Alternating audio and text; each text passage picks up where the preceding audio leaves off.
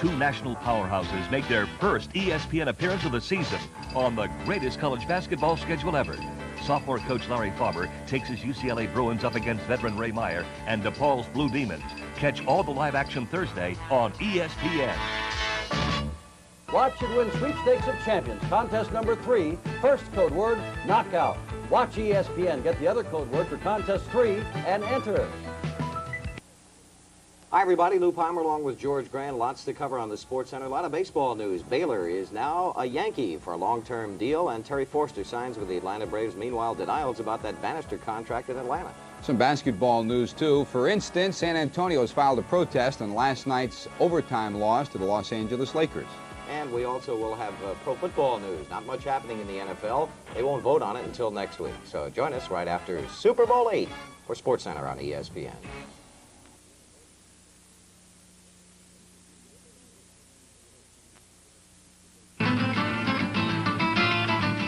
The Miami Dolphins returned for the second half with a comfortable pad and overinflated confidence. On the first play, John Gilliam quickly brought them back to reality.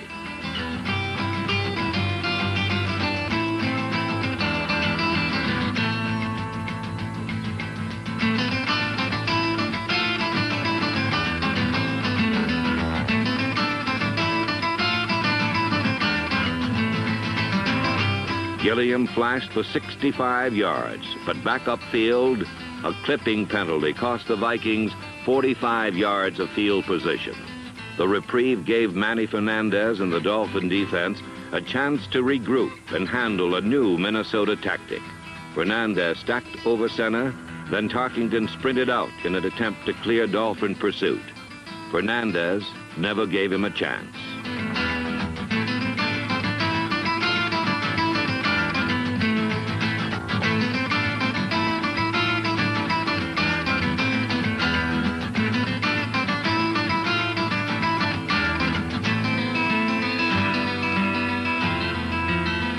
While the Miami defense picked up where it had left off, Paul Warfield loosened up on the sideline, waiting to add another dimension to the Dolphin attack. Warfield had limped through the first half, acting as a decoy, protecting a pulled hamstring, waiting for just the right moment to cut loose. Now, on Miami's first possession of the second half, Don Shula called his signal, and Warfield exploded upfield.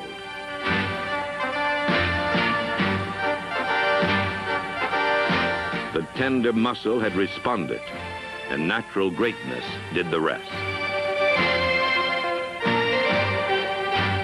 This was a day of destiny for the Miami Dolphins, a day when even their own mistakes could not defeat them.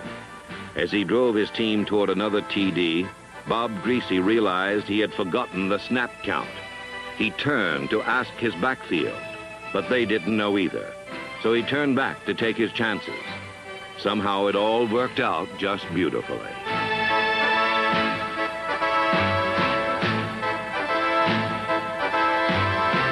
Larry Zonka blasted in, and the broken play gave Miami an awesome 24-0 advantage. To Don Shula, the source of this domination was obvious. When our straight blocking began to become effective, then we realized that we were controlling the line of scrimmage. Now we were the team that was winning the battle up front.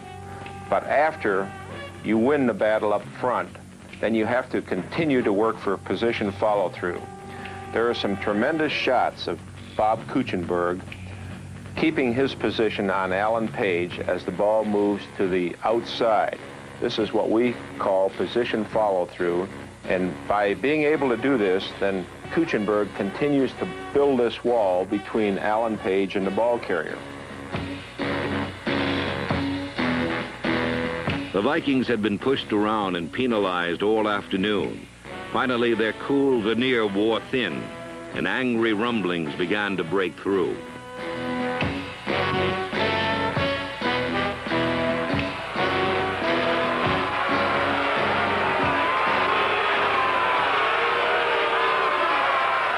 Down on the sidelines, the game is more intense, more real. Now, although hopelessly behind, the aroused Vikings would strike back in anger at the source of all their frustrations. Right! Split right! Hey! Let's go, move!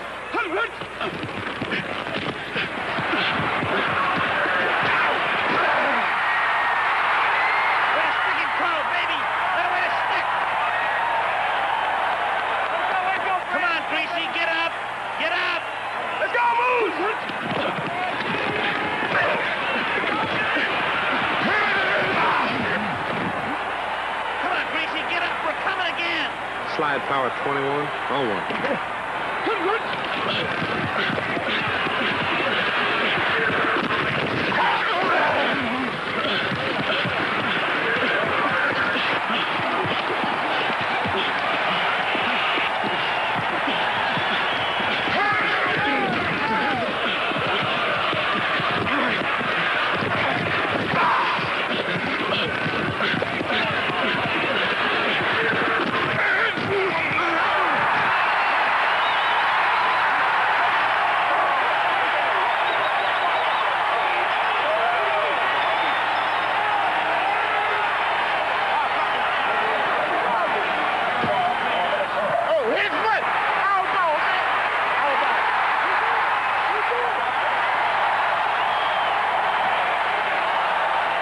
Fittingly, Minnesota's last flurry ended in frustration as an offside penalty negated a successful onside kick. At last, the joy of Super Sunday had all drained away. The Minnesota Vikings had been decisively defeated, but it was more a result of Miami brilliance than their own failure. Minnesota had simply met the irresistible force and had been crushed. Defensive end Carl Eller summed it up best when he said, "I have never seen a more dominating team than the Miami Dolphins. All afternoon I had the feeling that the outcome had already been decreed on high before we even took the field. It seemed I could hear Scottish bagpipes in the distance, keeping time as they came after us, wave after wave, gaining ground so easily they seemed to be floating in suspended animation."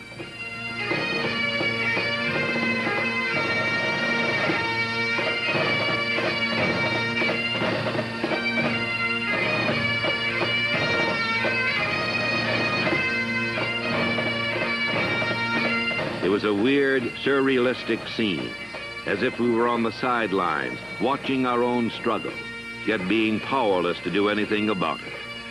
After a while, it was obvious they could not be stopped.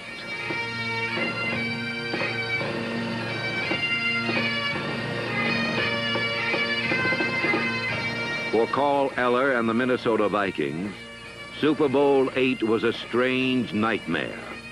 For the Miami Dolphins, it was a dream of near perfection, a performance unequaled in Super Bowl history. As time ran out, accolades rained down on the Miami superstars.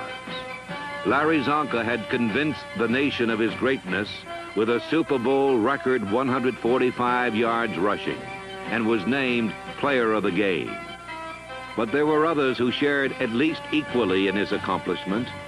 5 anonymous men had turned in a performance of artistry and rare beauty that few who watched the game were even aware of. Yet their coach and teammates knew, in the end, the game ball was in appropriate hands, as the Miami Dolphins, one and all, earned the right